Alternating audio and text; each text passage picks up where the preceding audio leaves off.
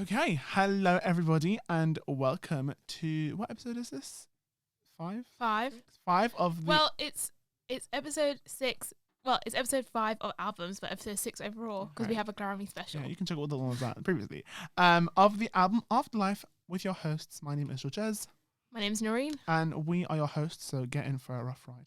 Oh. Sorry, no, okay.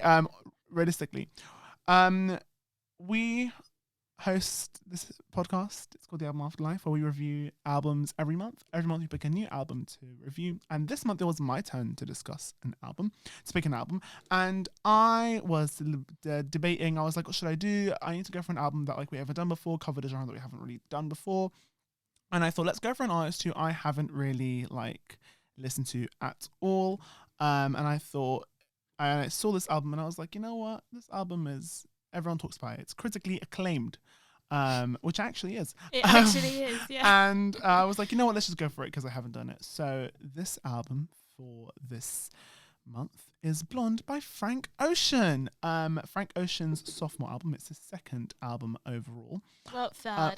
Yeah, essentially.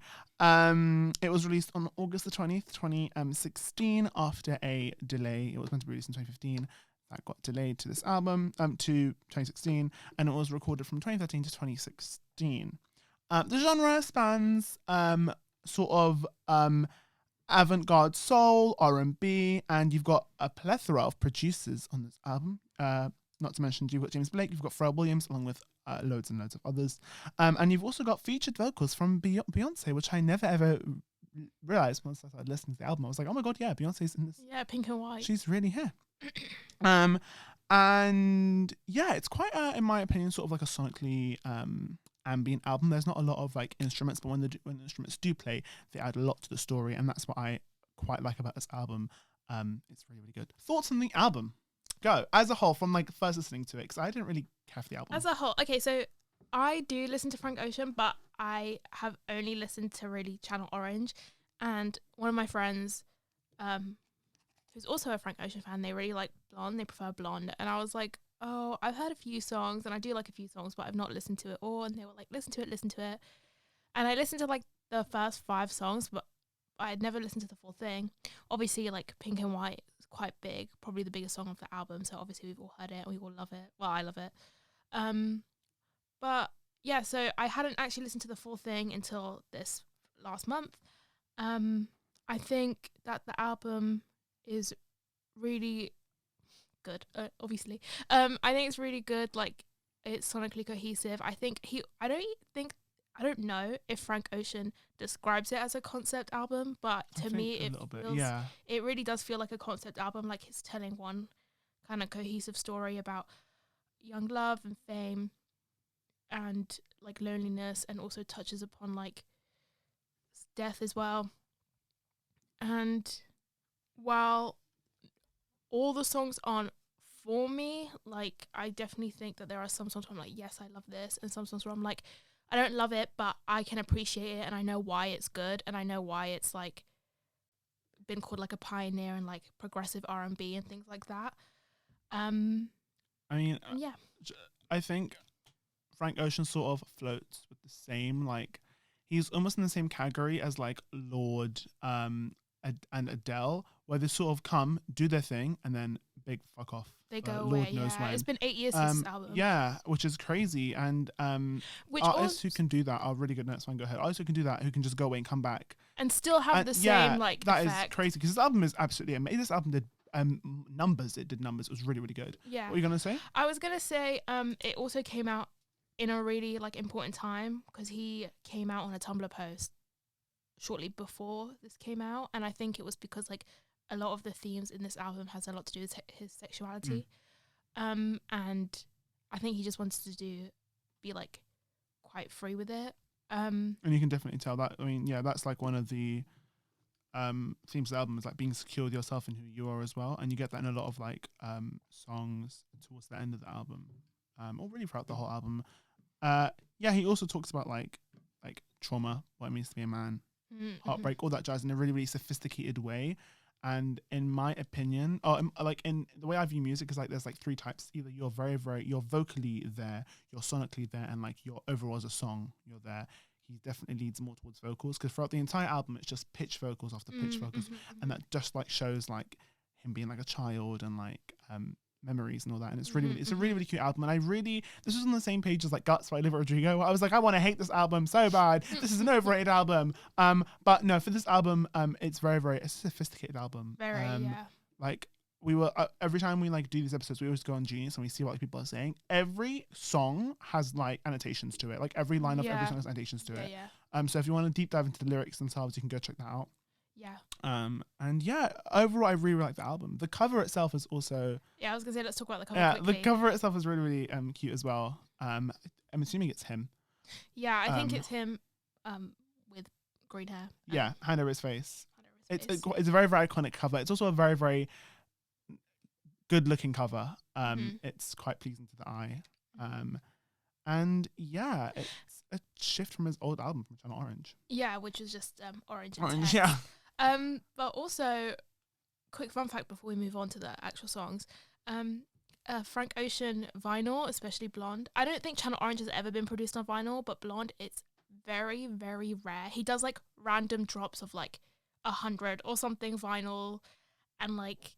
So to get it on vinyl, it's like so beyond rare. Yeah, oh my God, so beyond rare. And also, if you do see one like in markets or anything, they're usually bootlegs. So don't buy them. Unless you want a bootleg one, that's also okay. But yeah, he just randomly, like one day I was one period I was looking for a Frank Ocean vinyl, and then £80 on eBay if you want to go grab one. Yeah, it's oh rare. My God. Fun fact. Oh yeah, I was gonna say it was so weird because there was a period of time where it was someone's birthday coming up and I wanted to buy them Blonde on vinyl. You can fork out 80 quid. I didn't know he doesn't produce it like quite regularly on vinyl. So I was like, oh my God. And then literally that same week where I was thinking of getting one, he did a surprise drop. And I was like, oh my God, but I didn't get one, sadly. I was also just going to say, before we actually get into the songs we have to get onto, this is Frank Ocean's, he released this under his own label. He released it under his own sort of terms because he had a contract with, I think it was Def Jam Recordings. And they only contracted him to work for 2 albums. And obviously that didn't go in with his line of vision, and so he dropped, I think he dropped a visual album, which is technically his second album. And he like really like copped out the music industry as he should. That was a really smart move from him, and it saved him quite a lot of like money and loads of time. He was doing this on his own, and rightfully so. I mean, Frank Ocean is, and it did really good. Just even like looking at like the numbers itself, like we're talking 70 million streams, 100 streams, like 1 billion streams for Pink and White. Like it is crazy. It did really well, as it rightfully should. We've done enough chitter and bloody chatter. Let's go on to the actual songs themselves. So we'll start off with number 1. The first one is Nikes, or Nikes, however you want to pronounce it. And overall, a really good start to the album. We always say this, but it just like tells us like what the album is going to be about.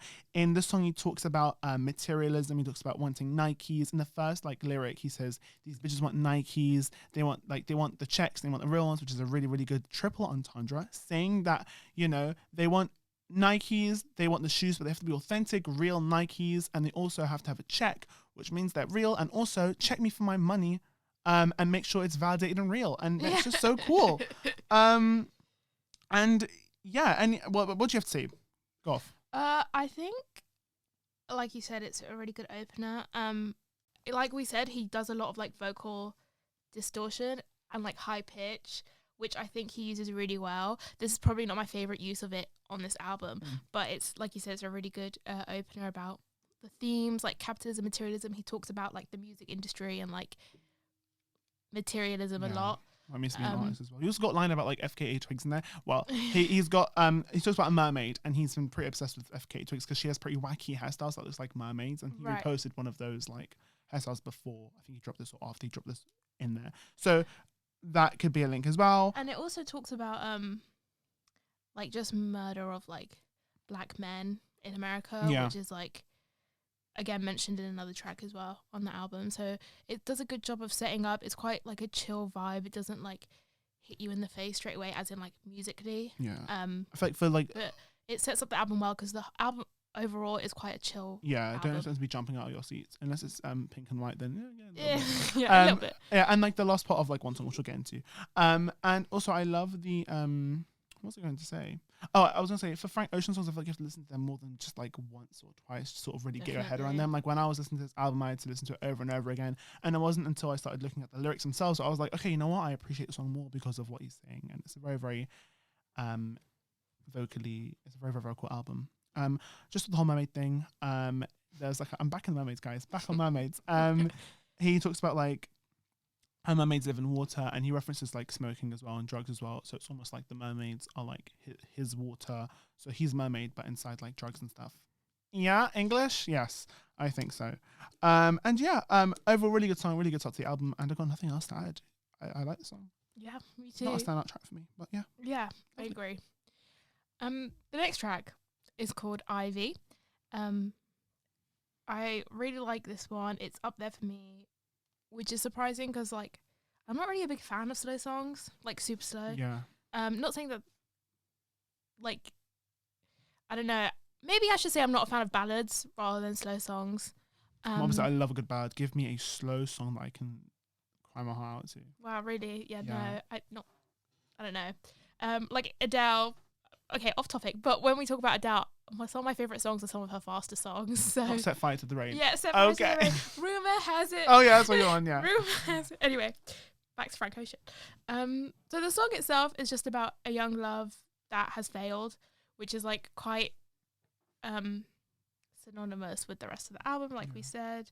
And he alters his voice again with the whole pitching of his voice to mimic him like being younger and like capturing those emotions of like a young love, to kind of like I think put us in the frame of like that time period. Yeah, and I love like how he uses like birds and like other sound effects to like really like mimic the past and like what he went through, like his or how he thought when he was a child versus how he thinks now. At the changes as well, and yeah, it's just about like it's a reflection on a relationship breaking up from the start when you were young, maybe like you've known them since you were children, all the way to adults, like how you have sort of different like views when you like get older, and it has the iconic line of thought that I was dreaming when you said you loved me, started of nothing. It's really, really cute. I really like this. And also on Genius it says like this could be also about him coming out, because he came out in 2012 on Tumblr, because in it, I think in the letter, I've not read the actual letter, but I think it's like a post. It was a post. I think in the post he says that like he liked someone when he was 19, and that's when he realized that like he was into men. But yeah, I really like the there's nothing much to say. I feel like I just like the song, like it's a really good, and like his cadence as well. It's like I thought that I was dreaming. It's like we can't really do any of like these songs justice for how good they are, because we can't sit here and we'll have, if we really were to go off, we would have to sit here and go through every and each line to tell you what it means. So this is like an hour-long podcast, so we can't be sitting there saying this line and that line and that line, because we'd be here forever. Yeah, we're just gonna give you like the overall meaning and our thoughts on like I guess the production and his vocal performance and what we think of it. But this is like, it's kind of like similar with some hip hop well, it should be similar with all hip hop albums, but it's like with like hip hop albums when they have like doubles and triples and like deeper meanings, and similar with like I want to say also recently Beyonce's Renaissance, where it has like lots of samples of like house music and ballroom culture, and like you have to dig in about like her uncle and stuff like that, and like the inspiration. Well, being your next album, not Renaissance being your next album. Maybe. But yeah, so like you said, we would have to spend a lot of time, 100%. but we're just giving you our thoughts and feelings, and you go and listen to the album. If you've not you listened to decide it, yourself how you feel. We can't tell you how to decide, but exactly. Yeah, right. Anyway, next track. Go on. The third track, I was going to say debatably, but it's not. It's like the most popular. It is Pink and White. And this trends on TikTok all the time. It's for outfit changes mostly. Yeah. Oh my God, stop! It's too good. It's too good. And I've got it down here. Well, essentially, he's sort of Pink and White relates to like sort of the sky, and he can't change the fact of how the sky looks. Like he can't change a lot of things, most notably how the sky looks, and that's what I got Pink and White from.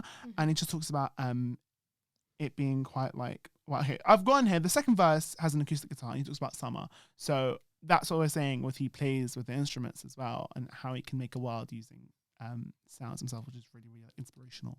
I'm taking inspiration from that as he's doing it. And I've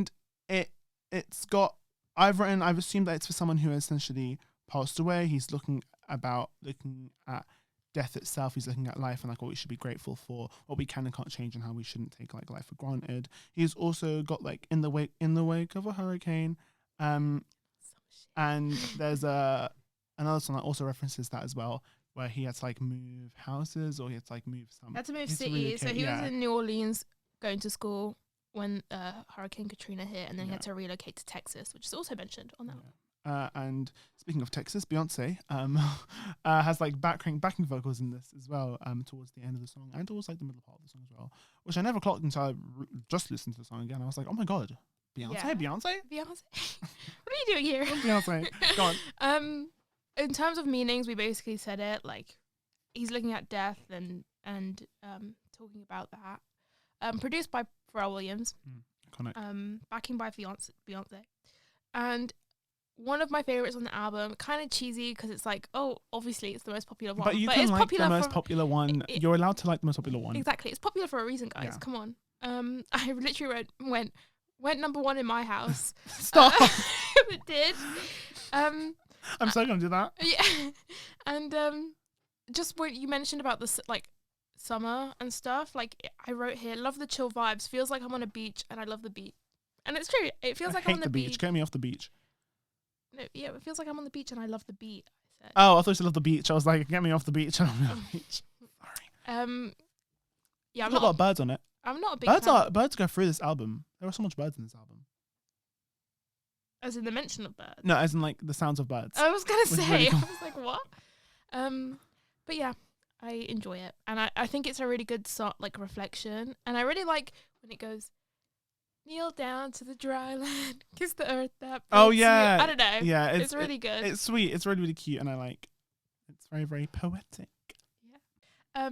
Be Yourself is the first of, I want to say, many interludes. Yep. And it's a voicemail left from his best friend's mum, not his mum, which a lot of people thought it was. I thought it was his mum. I thought it was his mum too, but I was looking on Genius and this is mum. Brother confirmed that it was Frank's best friend's mum that left the voice note. And it's just basically talking about peer pressure. Like, don't give in to the peer pressure. Don't, like, do drugs and alcohol, and be true to yourself and know who you are. Now, while I feel like she was being a bit dramatic, I feel like she was just being like a classic mum in it. Yeah, that's what I got as well. She was like, don't do this, don't do that, don't do that. And I was just like, Mum, stop speaking. My mum, what are you doing? Stop Literally. But all parents are going to worry. Yeah. It's really sweet as well. It's just mothering a way she should be mothering. Yeah, exactly. Mothered. Mothered. Like she should mother.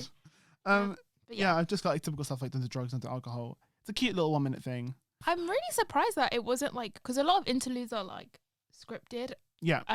But do you know what? I like how it's quite like candid. How it's like, I like this conversation, put it in here. Yeah. I was gonna say, but even if it's not scripted, she should go into script writing, because how she was speaking, I was like, this sounds like someone like took the time to sit and like write it down. But yeah. Not us giving career advice. What? We're really giving career advice. So, Frank's friend's mum, you should go into script writing. You'd be really good at that. Yeah, that's all I have to say. I've got another side. Track number 5 is Solo. This song can sort of be taken into like two ways. You know, you've also got solo can also mean like being alone. You've also got so low, which is like being without drugs, being so low. And you've also, I wrote Beyonce vocals ? In this one as well, because I don't know if she does do vocals, but I heard like a female voice in the back and I thought she was there as well again, but I'm not sure. Yeah, I love the part where he goes, inhale, there's heaven. It's scream out from the rooftops. And there's a really, there's a line where he talks about like picket fences, and it essentially is like about like women in like divorce case settlements where the court will sort of favor the women. And it's just about like, you just want your picket fence, but you can't have that because like, yeah, the woman will always win. Sounds kind of misogynistic when you put it like that.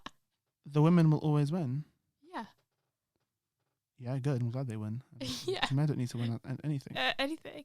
In terms of In terms of like what the court favors. What the court favors in terms of kids, though. Yeah, essentially. Yeah. Yeah, not it's not like if you've like been beaten up. Yeah. Yeah. Okay. Then no thanks. But yeah, of the kids, they favor the women like having custody. Yeah, Like the guy just wants to picket fence, but you can't have that because the court is like No. taking advantage. Yeah. Yeah.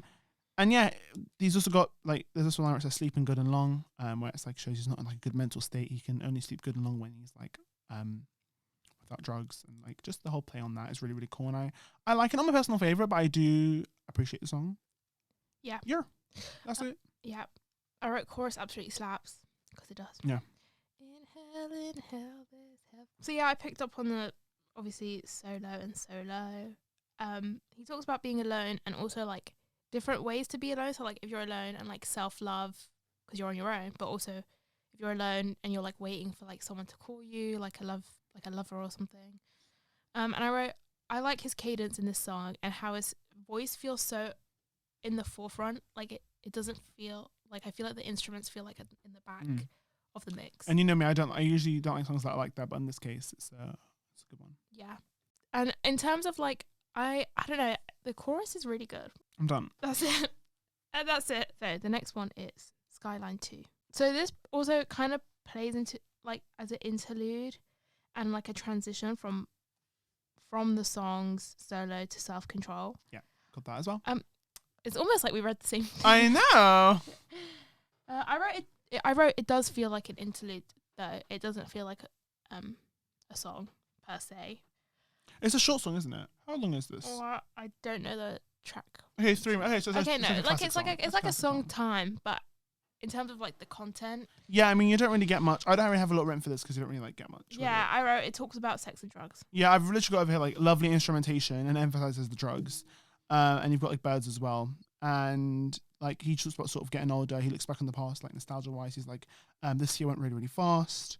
The summer's getting shorter as you get, which is a take on like the years get shorter as you get older, which is so true. Like we're already in like the second month of 2024. Like, what do you mean? That's crazy. Honestly, it's gonna be summer soon. Yeah, don't even. I hate summer. Bore. What? Said you're boring. Get a grip, please. Get a grip. And yeah, it interludes the two, and it's a really, really cute interlude, and you can tell. Nothing else to add. Track number 7. Track number 7 is Self-Control, my personal favorite on this song, on this album. I really, really like it. Over here, you've got the classic pitch vocals that we've been talking about, how he like changes the pitch. I love the line where it says, "Keep a place for me." It's so nice. It's so nicely written. It's just the melody is so nice. And then the end when it gets like quite big as like a song where it goes, I, no, you gotta leave. It's so nice. And it's sort of about a friendship like slowly deteriorating. And it's really going from like, it sort of describes the beginning of a relationship where it's like, I could be the boyfriend in your wet dreams and, you know, the sexual parts of the relationship. But as the relationship sort of progresses, as every relationship progresses, you sort of like step back a little bit, and you're just like, not for me. And I think it's a lot about like your self-control and their self-control. Like for them, their self-control, like Frank's basically told this person, I've told you to use your self-control. Clearly you don't like that, you're a reckless person, you do all sorts of things. But for me, that's me using my self-control. And it's almost like teaching by stepping back. So it's like we can't really have the best of both worlds right now, so we got to just take a step back. It's really, really sweet, and I really like the song for what it means. And he mentions like UFO sightings, which is like a rare phenomenon to have, and I could also describe like his love or this relationship being very, very rare, the person themselves being rare. And it's a really, really sweet song, and I really like it. You're on your feels today. I know this is a sad album, guys. Yeah. I need water. That's okay, bestie. Have a little sip. I don't have water. Do you want some of mine? Yes, please. Thank you. All right. So opening kind of reminds me of Kendrick Lamar, I wrote. Because you know when Kendrick Lamar ad-libs? Thank you. That's okay. Yeah, I don't really bang out to Kendrick Lamar like that. Sorry. Okay. No, sorry, I'm so sorry. Not that being your next album. Yeah. My next album is actually To Pimp a Butterfly. Yeah. What about Damn? Damn. Pimp a Butterfly's better. Okay, I'm not involved in that, I don't know. Okay. Anyway, So yeah, it kind of the opening kind of reminds me of Kendrick Lamar's ad libs for some reason. But you've literally just described everything I wrote. It talks about a relationship that's failed because one of them's immature, one of them isn't very self-controlled, as the title would suggest, and then therefore he has to take a step back from it, which fair, you do you. And then I also wrote about the vocal pitching, and I wrote it's throughout the album, and it reflects how this happened and many events happened when he was younger, from like relationships to like realizing who you like to the hurricane he lived through to losing someone, multiple people. Oh no, when this album came out, just one person, but he also lost his brother in 2020. It's just very deep, but the whole album is just really deep too. Just a deep album. It's not like a pop album, which can also be deep at times, but also can just be for fun, and that's okay. And if I make pop albums, they will be sad pop. If I make pop albums, they will be hyper pop club bangers. Yeah, Slater, get ready. Yeah, honestly. Dear your girl, I'm just like a dog. Yeah. So the next song is also an interlude, because he does sing it, but it's kind of like a spoken word kind of vibe singing, and it basically tells a story about him being set up on a blind date by his friend who, well, in the song it's like, oh, I was told to hit you up if I'm ever in NY. So like that's what he does. He goes on this blind date and he only discovers that this person is like totally void of like any morality, and like the intimacy that's being shared between them is kind of like meaningless. Like the guy or the person, guy is only looking for like a quick ting, like a one night ting, and he's just not here for it. Frank's just like, I'm not here for it. And then it ends. And it's just kind of, I think, like reflects on the whole themes of this album of like loneliness and also like kind of like materialism, even though this is not materialism, it's more like individualistic, like only looking out for what you want and like not, and like kind of like looking to like fill the void through like, in this case, sexual means, but also you can do that through like drugs, which has also been mentioned in this album. And I think it's like a quite nice, like the other interlude was as well about like the voicemail from his mom, where I was talking about like peer pressure and stuff like that. Like it very much like is thought out and marries the rest of the album, these interludes. You've said every single thing. I've literally got nothing else to add. Okay, yeah. Honestly, got nothing else to add. Really, really sweet, really cute melody. And a cute interlude. So, yeah. Thanks for speaking. That's okay. The night song is called Nights. Another one of my personal favorites. Essentially, it talks about how the nights can be used for very different things. He references having to work a job at night, so he drops off his lover somewhere else, his partner somewhere else, and he goes to work his night shift. Maybe as a way to sort of escape what he's thinking. At night, things can be sort of crazy, so maybe he's working at night to sort of escape what he would be doing if he wasn't working. He also talks about he just talks about the sun going down, time to start his day, and it's just saying there's a line where it says kumbaya. We say saying kumbaya. Usually kumbaya is like it's a song calling for God in times of need. So, and this song is especially important when we know the fact that he had flown the country. He had fled the country. He had fled the state, the city of New Orleans, due to the hurricane Katrina. And so it just talks about him having restless nights. He can't be able to do his normal things because he's had to go to a new different place. And it's really, really cute. And the lyrics are very, very, like, it's sad, not cute, but it's really, I like the way it's been written. It's nice. And one of my personal favorites. And also, you got a book of family. Anyway, done. I'm done. That's it. George is in his French era. Okay, you really can't see me, so for the one person watching on YouTube, I am so sorry. Anyway, so these episodes just get, like, as the episode goes by, they get progressively messier. chaotic. Yeah, honestly, our Grammy episode, we decided not to go to a studio. We just decided to rough it in the house. Hey, we tried the hardest. Let's get premium audio. Okay. Anyway, so Nights. You said most of it, but I really like the cadence that he has and the beat of the song. And like, it's split into two parts. The first part is more rappy, and the second part is more R&B and chilled vibes, and it kind of signifies like the heart. I think this is exactly the halfway point, like when he starts to transition. It's like the halfway point of the album, so it's kind of like talking about the duality of the album. And there's another song later on that talks about duality as well, as in like from masculinity to femininity to like coming out to staying in the closet to like being alone in like two different ways and stuff like that. So this is what I think he's talking about, because he also talks about his experiences in Texas, like you were saying, which is where he moved to, and the highs and lows, and how I guess he's not used to that city. Yeah. And the highs and lows of his dating life as well. And also like Buku family. Stop! You're obsessed. Cool. It's good. It's really, really good. Okay, it's me now. Is it you? Yeah. Love. So Solo Reprise is performed by the iconic Andre 3000, which he has worked with. I thought it was him Channel at one Orange. point. I was like, oh, this is just him. And then I was like, nope, it's not him. No, it doesn't sound like him. No, but at first when I was listening to the album as like a whole thing, I was like, yeah, I can't tell it's a different person. Yeah, so Andre 3000, for those of you who don't know, which you should know, is from the iconic duo Outkast, from songs like Hey Now, Hey Ya even. But also he's done like those albums are really important for hip hop, and he kind of like championed like southern hip hop, because obviously hip hop started in New York, and then you also have West Coast rap, which is also really important, and then he kind of championed it from the South because he's from Atlanta, I'm pretty sure. Anyway, just a little brief history on Andre 3000. Wow.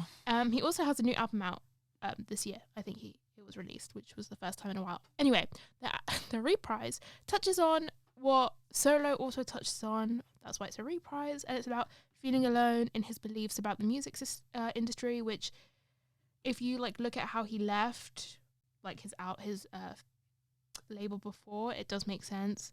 And he used Andre 3000 as the vocals because like he's also a really successful hip hop artist that might have felt the same things in the past.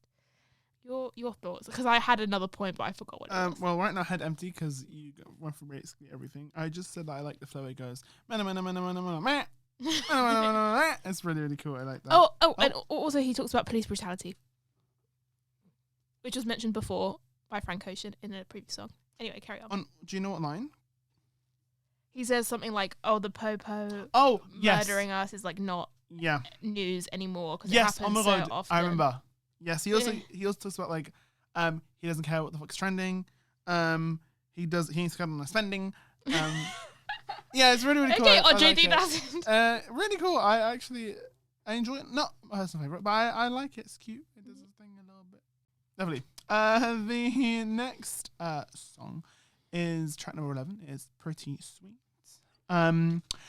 It's quite a it's sort of broken up into two parts. The sonical aspects of it is broken up into two parts. You have a sort of like slow beginning, and then it almost reaches like a big beat kind of vibe at the very, very end, which is really, really cute and really, really nice. It's good because the topic in the song is sort of arbitrary. There's not really a single topic that he does touch on, but the main instrumentation at the beginning is pretty chaotic, pretty heavy, pretty random almost, and that sort of is a great like background to what he's talking about, because it's a lot of things, and also the background is crazy. So that's my point, because I have nothing else to add. So I've made a really, really good point, so I'm proud of myself at that point. Other than that, I've got nothing else to add. Yeah, I mean, you basically said everything. Like, it's quite chaotic at the start, and it's different from the previously chill vibes on the album. And like you said, it lacks structure because there's not one thing he's talking about. There's a lot of things he's talking about. Which I wrote is the point and adds to the chaos. And also, again, about the dualities, like coming out versus staying in the closet, masculinity / femininity. I also love that big beat, like, and it's really nice. It's really cute. So yeah. Sorry, it is my go. It is your go, but you're going to fume. I have a lot of things to say about this interlude. Because I don't know what you've been... when I first low-key heard it, I was fucking fuming at Sebastian, who is a producer who said this.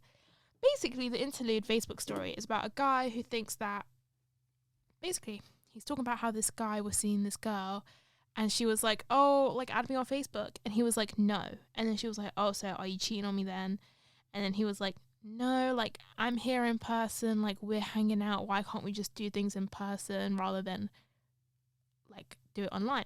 And she was like, if you don't add me, I'm gonna break up with you. And then he's like, oh, okay, like, fine. And then she broke up with him because she thought he was cheating. Now, on the way he describes it on surface level, it's like, you automatically go to, oh yeah, like, she's fucking crazy. Yeah. Like, what the fuck? Like, how can you just break up with someone because you want to add them on Facebook? But it is actually a lot deeper than that, because if you don't care about social media that much, you wouldn't have a Facebook account. The fact that you have a Facebook account means that you care about social media to some capacity. George here doesn't care about Facebook. He doesn't have a Facebook account. My point is, if you don't care about a social media account, you would not have a social media account, okay? Do you know what I mean? Yes, if you don't care for social media, you wouldn't have an account. You wouldn't have an account. Yeah, it makes sense. What she's saying is, it's great that we're seeing each other every single day. Love that. But you don't want to, like, I don't know, like, let people know that we're together. You don't want me to be your friend in a public forum where people can see. But why is that? But I don't think it's like that. I genuinely don't think she's talking about it like he's talking about it. I think he's just saying, I'm here in person. Like, we don't have to be all artificially online, for example. I'm seeing you here in person. Yeah, but I don't think that's what she was saying, though. I don't think she was saying, like, oh, let's be friends on Facebook and then we'll post our relationship out in public and we'll only be together on, like, not only be together on Facebook, but, like, show it off on Facebook, blah, blah, blah. I think she was genuinely like, you're gonna have your boyfriend or someone you're seeing on social media if you use social 100%. media. But what Do you know what I mean? What if he doesn't have Facebook? He does have Facebook. She said, accept me now. He has a Facebook account. Do you understand what I'm trying to say? I get that, but also it's like, what if, like, you have it but you don't accept people? Do you know what I mean? Like, then why do you have it? No, but just for the sake of having it. Like, but why? I have Facebook, but it's not like I'm gonna, like, okay, use George, it if you were in a relationship with someone, would you, and someone said, oh, like, and you were dating them, and they're like, I've added you on Facebook. And you're going to turn around and be like, no, I'm here in person. Why are you adding me on Facebook? That's we're talking about two very different timelines. You're talking about when Facebook was just coming up, and we're talking about what Facebook is now. Like, right now, this was in 2016. Facebook had been around. No, but it's like still, like, if you're like, no, but it sort of depends. No, it doesn't. What are you trying to say? What if you're not an active Instagram user, for example? What if you're an active Instagram user? You don't use Instagram like that. You're still going to have an Instagram. You're just not going to use it like that. So there's no point. I know a lot of people who don't use Instagram like that, but will still add me as, like, friends. But I guess it's like a person-to-person thing. But I think what he's just trying to go for is, like, you're seeing me in person, but we don't have to have. I get where you're coming from, but we don't have to, like, be online all the time. Like, that's not what she was saying, though. She was like, add me on person. He said no, and then she was like, okay, well, surely she should have some reason. Surely she should have some reason. A jump, not a jump, but, like, a thought that a lot of people have, because guess what? Some people are untrustworthy. Yeah. Okay, he's not adding me on Facebook. Why? Like, what is the reason? Does he have other people on there that, like, he doesn't want to know that I'm on? I mean, you could say you can say that as well. I just don't think it's like, I think it's never that deep, and I think it's never like that deep. And he was acting like it was deep. I'm sorry, if you don't care about Facebook and you're all about, like, or any social media, and you're like, oh, I just want human connections. I want to be here in person with you, which is a totally fine for you to have. I totally agree. We need to build community that's not online, 100% in an increasingly individualistic society. I agree, but then don't have Facebook and don't say, I'm not accepting you, and act like she's crazy for asking you that. You're going to have a significant other on Facebook, on any social media. If you don't, that is fucking weird. Moving on. Okay, peace and spread love and positivity and all that jazz. I have written, I'm now going to add, it's not that deep. It's never ever that deep. If you don't accept someone, you have to accept someone. But also, if you are being shady with it, that's a whole different other thing. Like, if you're saying, yeah, I'm not going to accept you because you're hiding something, then that's a completely other different thing. I think he was just like, yeah, I don't want to have Facebook. Can we just, like, chat? Give me your WhatsApp number, Viber, all that jazz. Just I'm not on Facebook. Yeah, you never ever know. Tango. Yeah, I mean, he doesn't sound white to me. He sounds like someone who uses Viber. Do you know what I mean? And yeah, I good convo. Really. So I did get quite passionate about that, which I don't usually get. I didn't expect to, but it was just, I was listening to this and I was like, this is fucking bullshit, really. You deeped it. Anyway. Which is actually a good link to to track number 13, which is close to you. Yeah. Because it, like, talks about how, like, you have to spend more time with someone. And as they get older, because this won't last forever, and like you can't like die regretting not having spent more time to for each other. And that's the same thing with the whole Facebook thing. It's like if you really like someone, you would just accept them on Facebook because it's like never that deep. So you therefore talk to each other more. Do you know what I mean?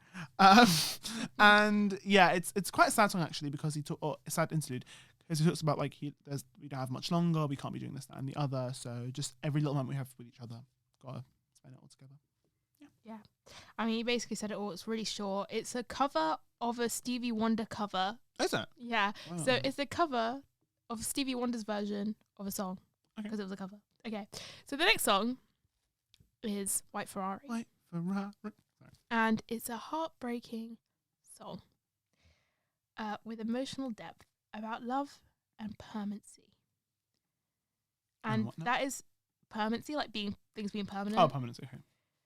And that is low-key all I've written. So, George? I've got this song covers a lot of things.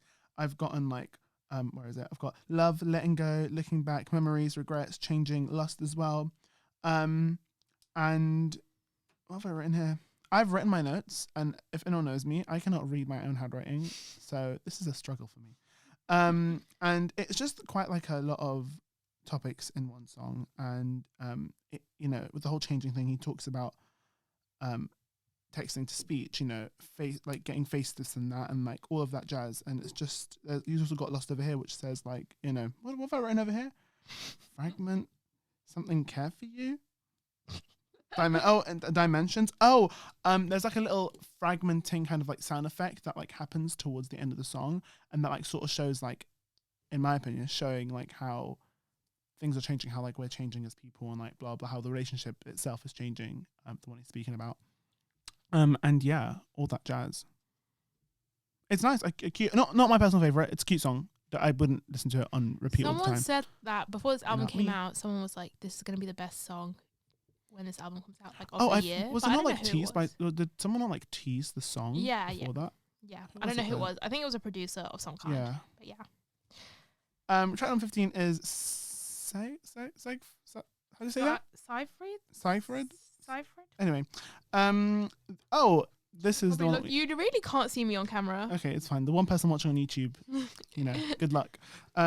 It's essentially about a relationship that he had with this one model. Well, it's assumed. Rumored. Rumor has it. Yeah.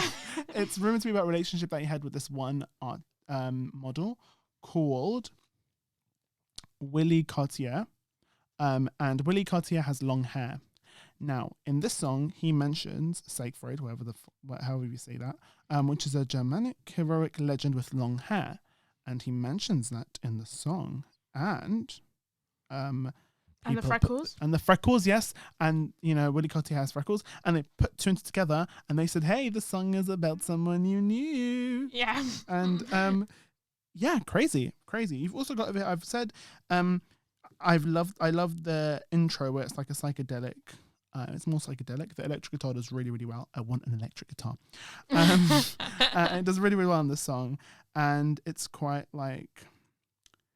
Yeah, I mean, you just basically took my fun fact about Norse mythology. But yeah, it's also just like reflecting on the breakup. And we're back to the chill vibes. Yeah, 100%. That we were shown on the first half of the album.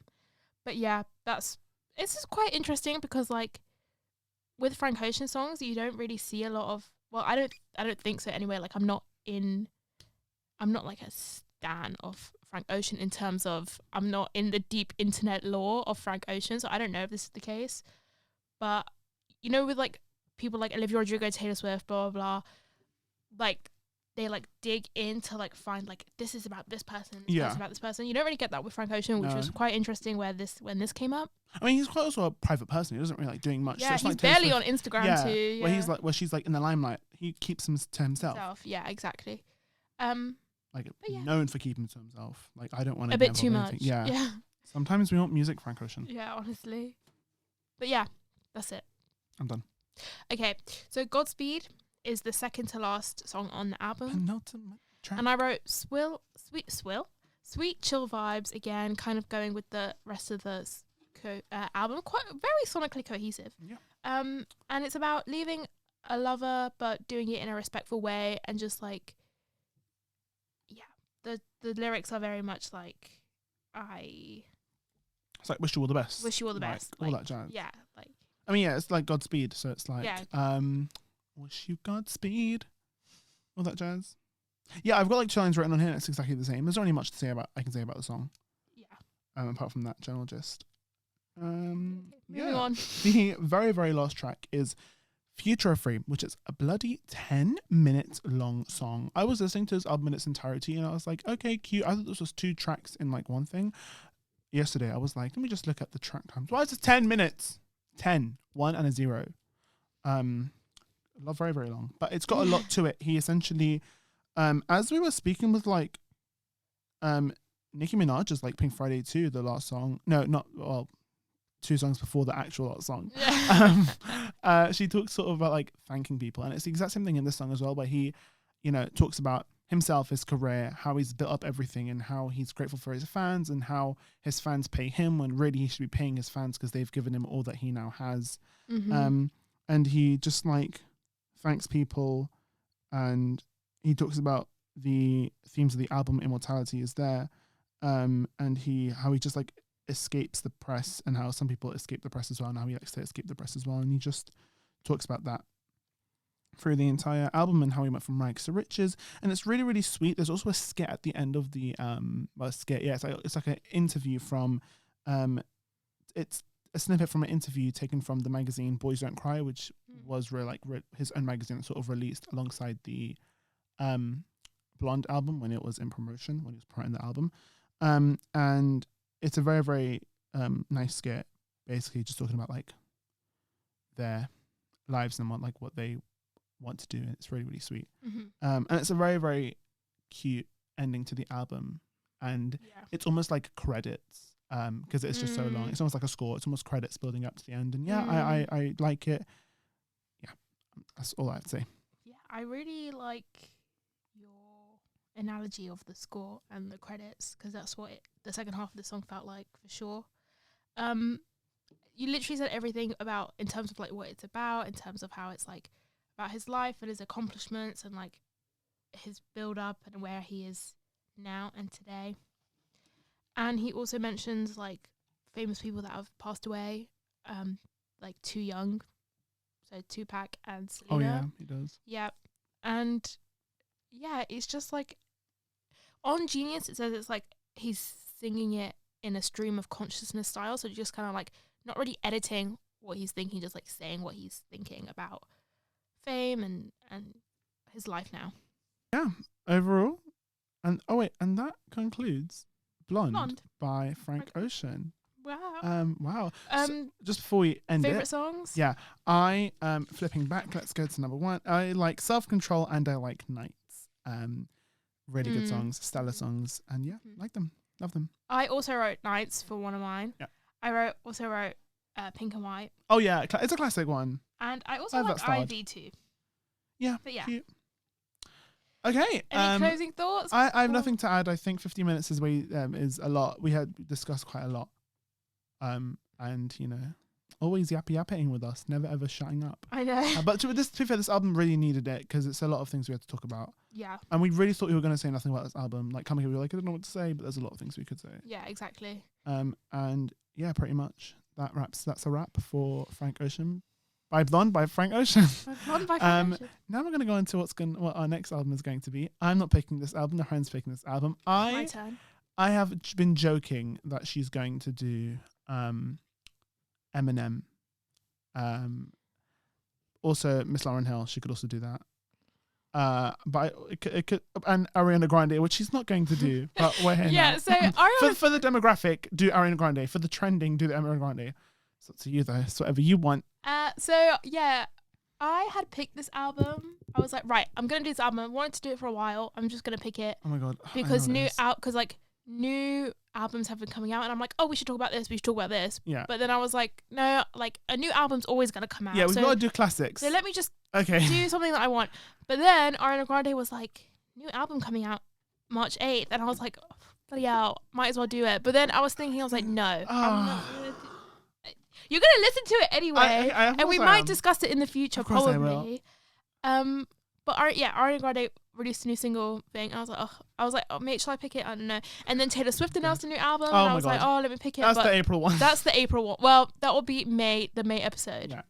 But yeah, it comes out April. It's good. And I just thought, you know what? Let me just pick what I wanted to pick. Yeah, it's gonna be Eminem. I was going back and forth on which album to pick, but I think I picked the album. It's gonna be Eminem. And it's Eminem. I knew it. I fucking knew it. I fucking knew it. How did you know? I just know. I know these things. I'm too good. I'm so good. Anyway, yeah, I've picked the Eminem Show by Eminem. Of course. Okay, that's not a bad one.